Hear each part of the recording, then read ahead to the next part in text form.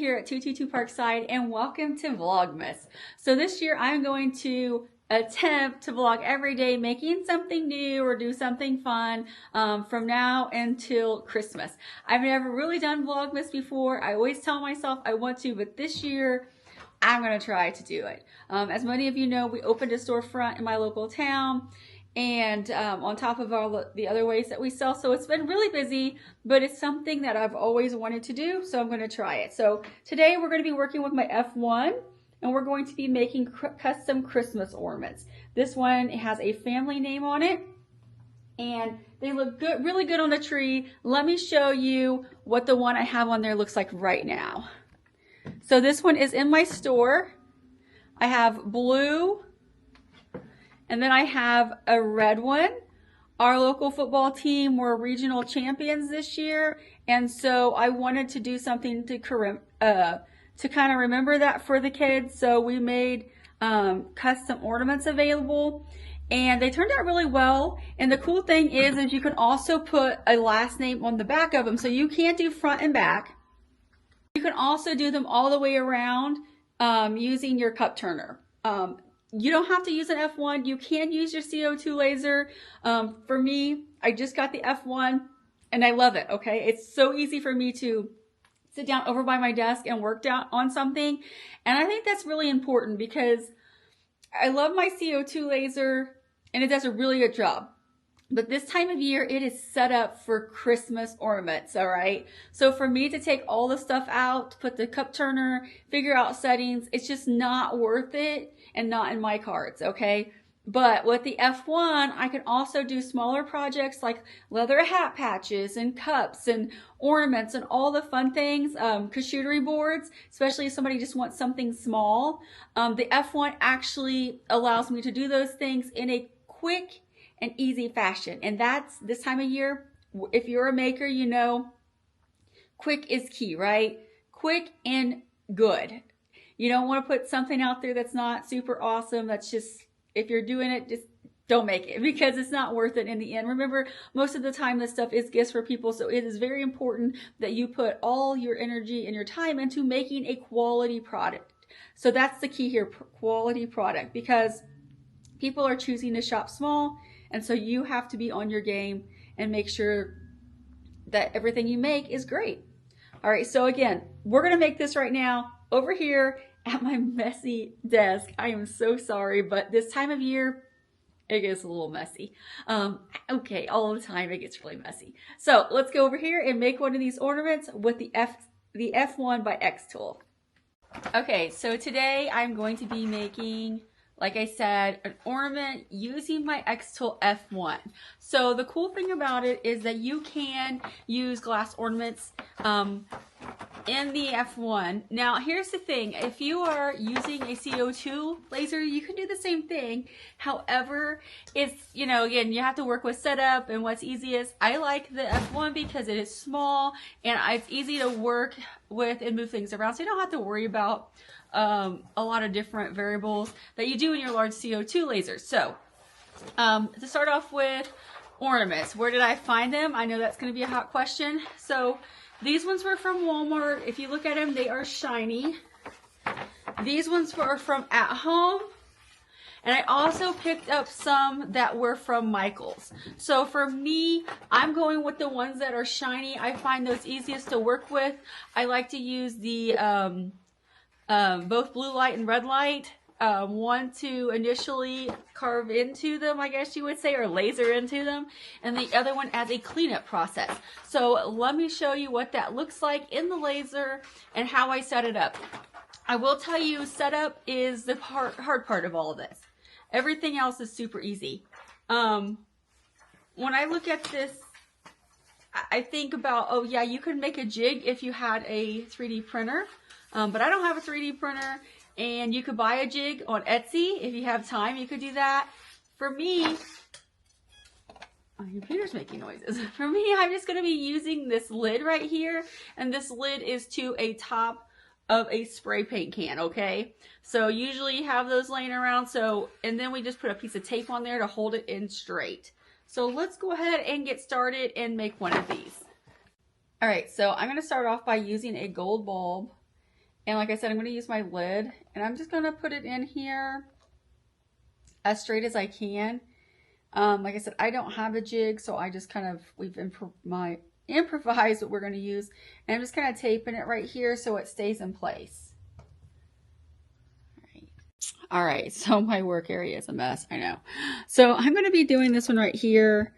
And so the sizing is, you have to be careful with sizing.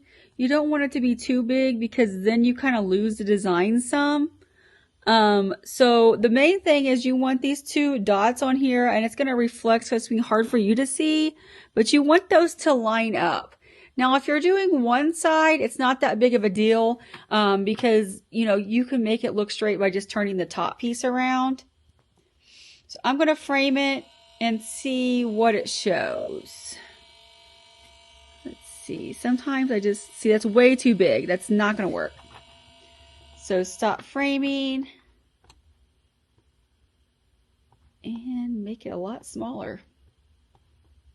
Okay, let's try to frame this. Okay, now framing, and you can see a little box. I don't know that you guys can see it, but there is a little box that helps.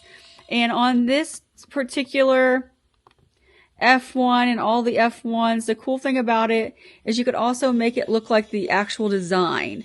So by looking at that right there, for me, that's just a little too small. So I'm going to stop it and make it just a little bit bigger. Okay, let's frame it again. And that's better. So let me get this set up to start to engrave it.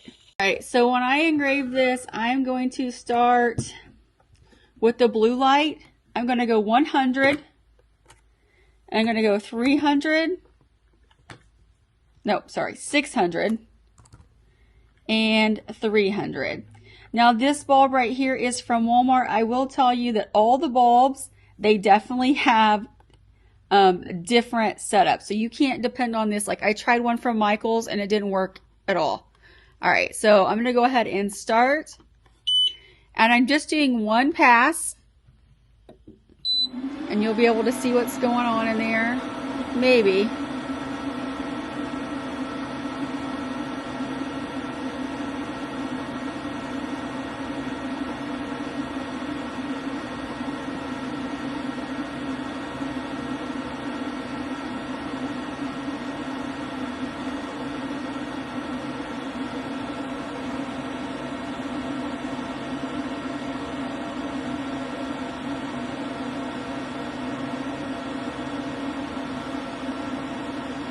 So you could definitely make it a little bit bigger. I just didn't really want to mess with doing that way. I'm trying to film, obviously.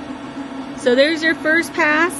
And then what I do is I go back and then I change the settings. So then I go back and I clean it up with the in real light and I switch this to 50.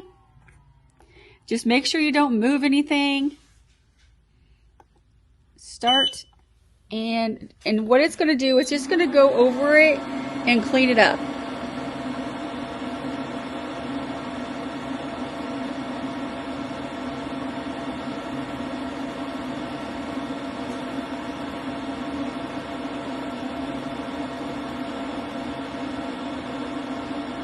As you can tell, this is actually a really quick project.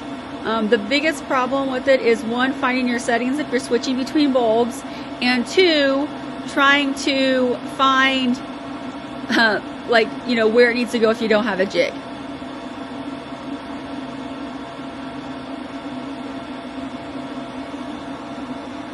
Almost done. Alright, so there that is. And as you can see, it came out really good, nice and clean. But to be able to see this, we're going to have to put some paint inside. Like I said, it could have been bigger, but I just didn't do that for the video because we only have so much time. So for the inside, I'm just using this acrylic indoor-outdoor paint. Now, to me, this is the part that can get a little bit frustrating. For some reason, the red bulbs, they will turn pink on the inside with it if you're not careful. So I've been cleaning mine out before I've been putting this in. All right. So make sure that if you're using the red bulbs, you might want to do that. All right. If I can even get this open. Okay, there we go. So some people add water to theirs. It's up to you what you want to do. I just put a pretty good amount in there. You want to make sure it's not too thick. And then I just use my finger to cover it up and just try to shake it until I get some of this white covered with white. I have tried spray paint.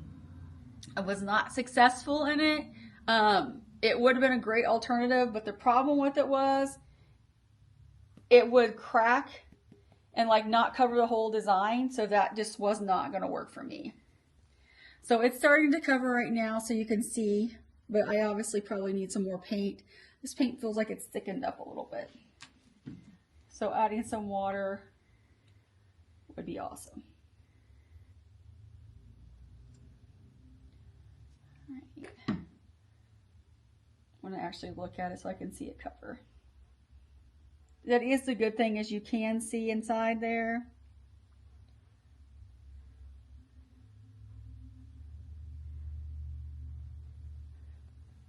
Let's see. Definitely needed some water. And then of course, you just have to let them sit and dry.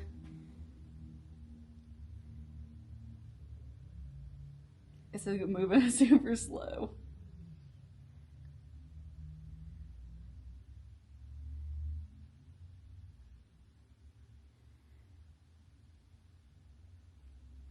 All right, almost done. Just about there.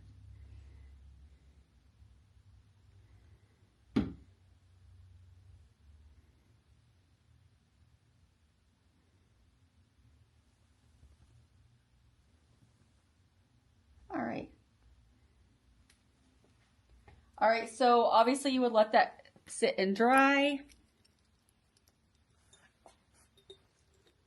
But that's what that would look like. And I'll show you a picture of a tree. So here's one that I've done. I've also been doing some, if you have a team or a school and you want to put, like this was regional champions for football, and then you could put names on the back. So those turned out really well. And that's how you make one of these with your Xtool F1. Like I said, settings are going to vary based on what you're using. This one I showed you today was from Walmart. Super quick, super easy. Thank you for joining for my first Vlogmas, and I hope to see you back tomorrow.